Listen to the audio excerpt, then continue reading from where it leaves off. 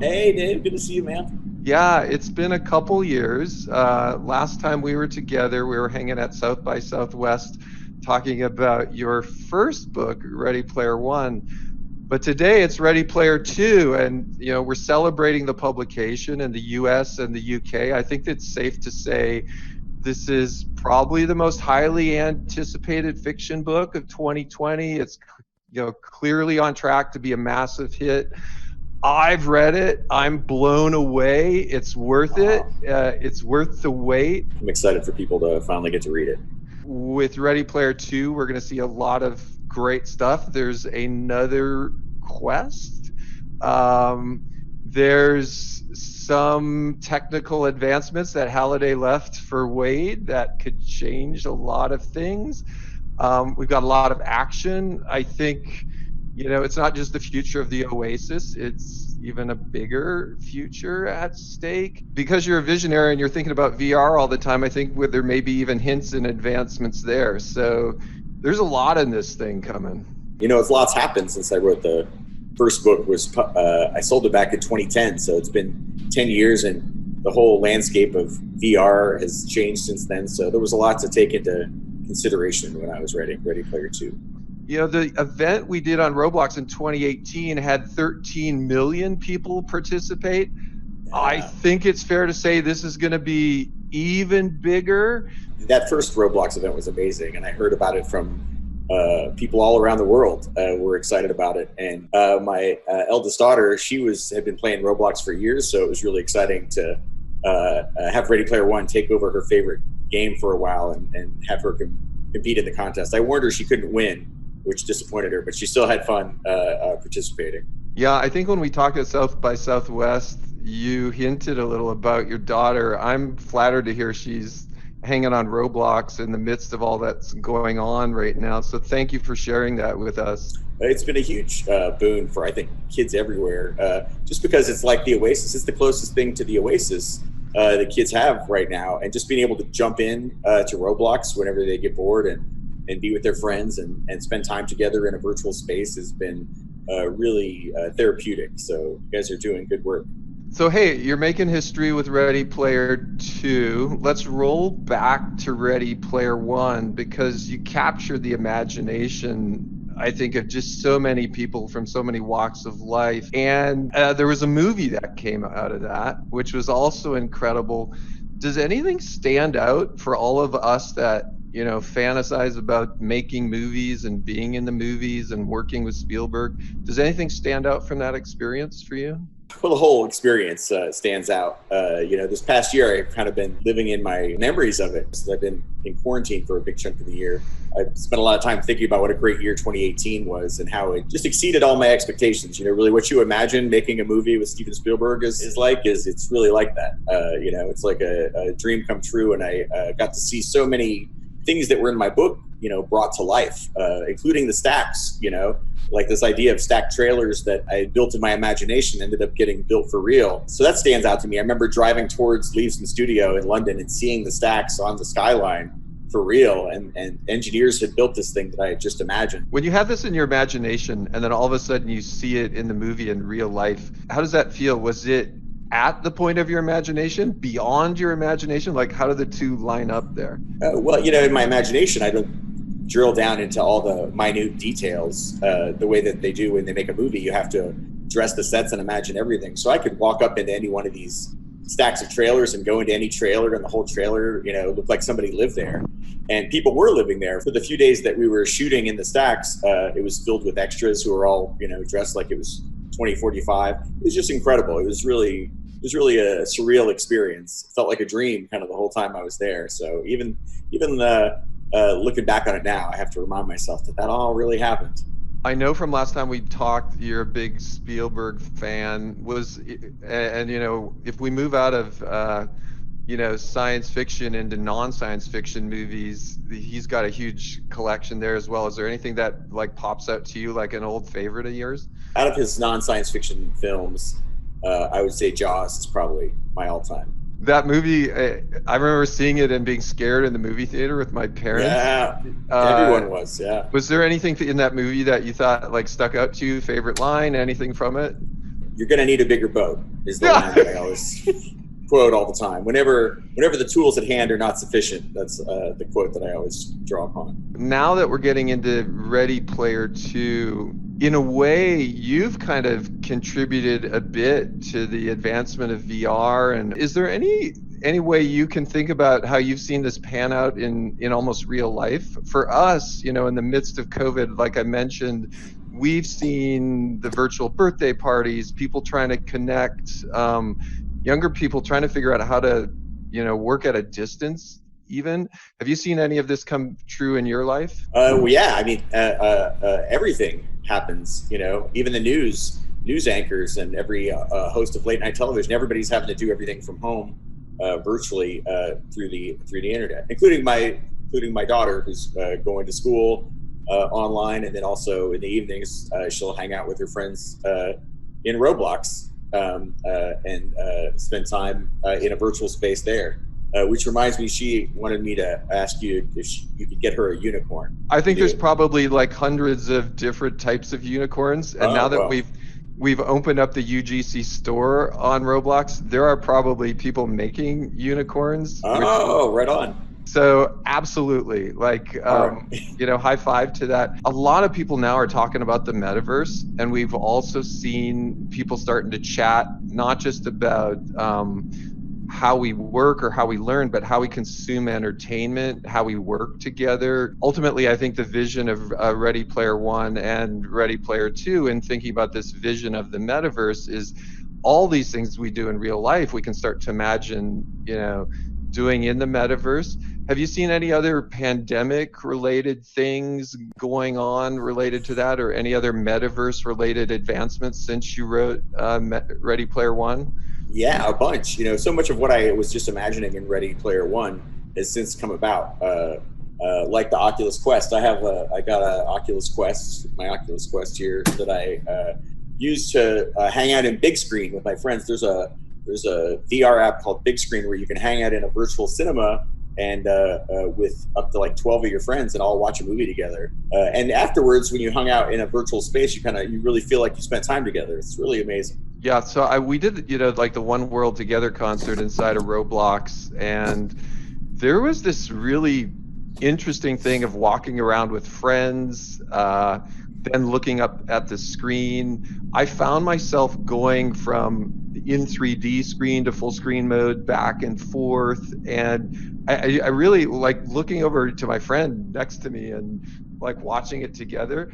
I caught a little of that energy, which I think is what we're all hopeful that the metaverse can kind of bring. So I'm looking behind you at your vehicles. I actually have two DeLoreans hidden back here. But, so this is my garage where I come for inspiration. When I was just out of high school, I had a 1969 Pontiac Firebird, 400 cubic inch V8, 4-speed. I know DeLorean is like super favorite for you. Do you use the DeLorean? Like, how often do you drive it? I like to take this car out every night between usually like 8 and 10 o'clock and listen to 80s music and just like recharge my creative batteries. And whenever I take it out, it always makes people happy. When they're seeing the car, usually somebody's seeing the DeLorean for the first time and they've never seen a time machine in person. So it's like a traveling happiness mobile. One thing I'm curious about, those DeLoreans, are they stock, or have you had to like modify the engine or anything to keep them going? Yeah, they're all like 35 years old. They made all the DeLoreans between 81 and 82. So they're all about almost 40 years old now, and they do require a lot of work to keep them running. And then plus adding they obviously don't come with all the flux capacitor and wormhole emitter and all the Back to the Future gear. That's all has to be kind of scavenged and cobbled together. So I've been making it more screen accurate over the years. There's always more tweaks I can do to make it cooler. So it's like a hobby, having a car like an old car like this antique is it's a fun hobby to have. And I think in a sense, those are stainless, aren't they? Like, Oh Isn't yeah, that they never rust. isn't Yeah, that they like the never. Cybertruck 40 years earlier I know. somehow? Yeah, yeah. It's the Cybertruck definitely looks like it took some inspiration from the DeLorean. For a car that came out 40 years ago, it's still the most Yeah. futuristic looking car there is. It looks like a spaceship. Hey, so I know with Ready Player One and now with the release of Ready Player Two, your life's probably gone through a lot of change. Mine has too. There was this time before in the early days of Roblox, it was Eric and me, like two of us just working on this thing. And then Matt and John joined us. And that was very different for me. That was going in, writing code every day, quiet office. My life's completely different now. And now we have, hundreds and hundreds of great people that all work together. How about you? Like, has your life changed? My life has changed drastically. Since when I was writing Ready Player One, I was working a tech support job. I was interested in technology, but I always wanted to be a writer. But I also was interested in computers, and working tech support was a way to kind of work in a facet of what I was interested in.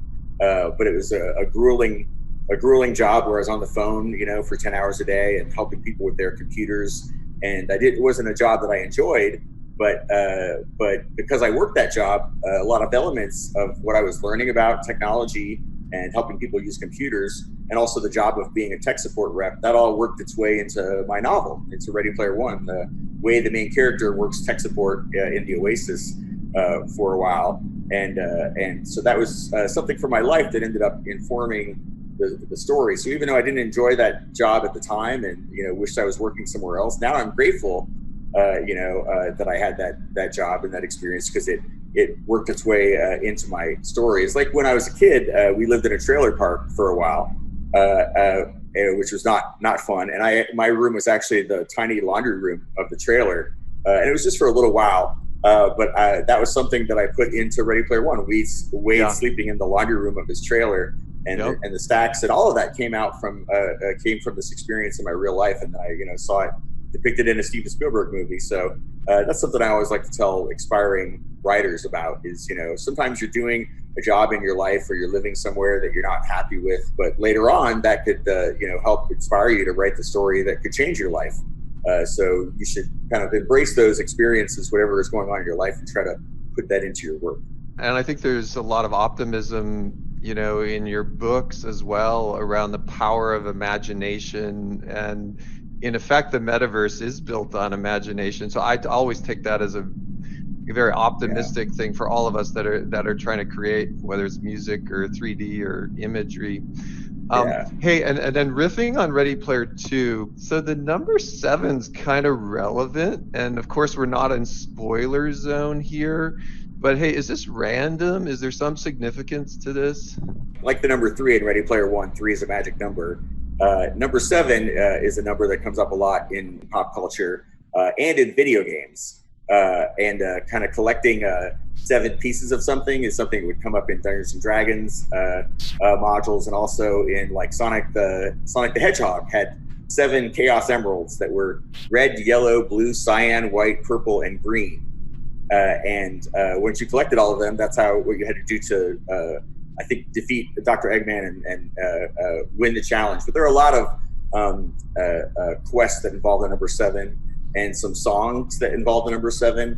And so I saw that was a way to weave all those things into the story and have a kind of a connecting element between them. So it'll make sense what I'm talking about once people out there read the book. But yeah, no, the number seven was a big influence. So hey, with Ready Player One, I think a lot of people who'd never worn a VR headset got exposure to the tech and to your vision through the book and through the movie. And part of the fun, I imagine, of being a sci-fi writer is you're also a futurist in a way. I mean, that's part of the gig of being a sci-fi writer, which sounds really fun. And I think, in Ready Player Two, I think you go even a little further, and there's some really exciting kind of vision going beyond that. When we at Roblox, we kind of done the same thing. We've had vision for 15 years, and it takes a lot of time for some of these things to become reality, but when they do, it's super satisfying. And I'm wondering for you, how's it feel when you see some things in real life come true, after you've written about them? Well, it's gratifying, but I don't automatically assume that it was my book that helped inspire it, unless sometimes, like with the Oculus Rift, the people who worked on that told me in person that some things from Ready Player One had inspired them. But it's so much easier when you're a writer to just write. Wouldn't it be cool? Than it is to actually make it. It's like easy for me to design an amazing video game in a story. Yeah. But as you know, it's much harder to actually make the real thing. I think that could be a good thing though, right? Because us technologists, we can get locked in by how difficult it is to build stuff, where writers and futurists, you have the freedom of the written word, right? There's no limit to what you can imagine. And then the technologists more have to like figure out, can we really build it? Right. And they're the only ones that can really build it. If it was just left up to the writers, all this stuff would remain fantasy. But that's something that I remember hearing about Star Trek, the old Star Trek series.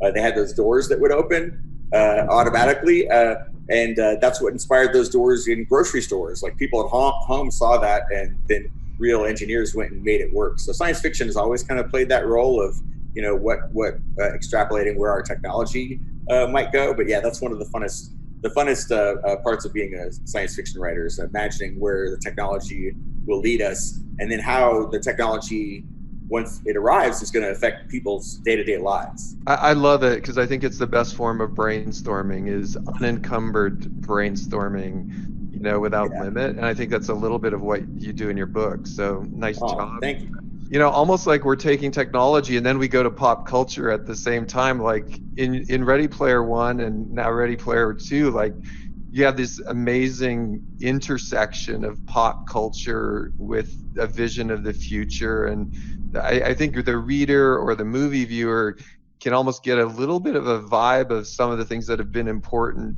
in your life. Can you riff a bit on some of the pop culture influences you've had? They're endless. Anybody who read Ready Player One knows that my interest in pop culture is very broad. But for Ready Player Two, there are some specific facets of pop culture that I took inspiration from, like John Hughes films.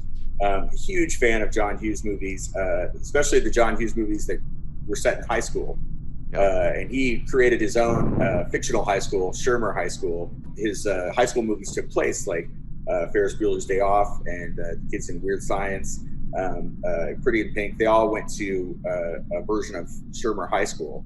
And I was always fascinated with high school being the setting for all these, dramas about young people's lives. Yeah. And, especially The Breakfast Club. It's probably my favorite of all time. And I think 90%, 95% of that movie takes place in the school library, which ends up being like this social battlefield for the four kids as they get to know each other. And I always thought that was the library is a fascinating place to set a movie. And it might be the only movie that's completely set in a library. Yeah, Breakfast Club, one of my favorites. I love the soundtrack as well to that movie. Oh, so great. Yeah. So good. Seems like the book was so fun to write. Are there any moments that you felt were super fun without giving away too much? I don't think I can give away the super fun moments without giving away too much, but I will tell you it was, I had fun. I had fun the whole time I was writing it, because I knew, unlike with Ready Player One, when I wrote it, I wasn't sure if anyone was ever going to read it, outside of my friends and family. Whereas this, I knew there were a lot of people waiting and excited to read it, and that whatever I wrote, that story was going to play out. Those events were going to play out in, millions of people's imagination, and imagination is even more powerful than computers or the movie platform. Like the human imagination, still, you can't beat that. So I had a lot of fun thinking about elements in the story that would set people's imagination alight, hopefully. So that's what I did my best. I'm really hope people enjoy it. Well, I have a motion I make at Roblox, which is out of the park. So Yeah. Oh. I think it's out of the park. So I think everyone's going to really enjoy reading Ready Player Two. Like, kudos to you. It's Thanks. awesome. And I think also the Robloxians are going to love the challenges as well that we've got in store. So, Ernie, thanks again. In the midst of all these crazy times, hanging with you has been a highlight for me. I really appreciate it. Oh, thank you. Thank you for making time to talk with me, and thank you for teaming up with me to do another Ready Player One, Ready Player Two event. This is I had so much fun the first time because it really is like bringing the story to life. What you guys are doing. This is Roblox is the closest thing to the Oasis, and this contest is like the closest thing to the contest described in the book in reality. And people all around the world get to take part in it. It's really amazing. It's like bringing the story to life. So I can't thank you guys enough. Thank you, Ernie, again. All right. Over and out. Really enjoyed it. All right. Thanks, Dave.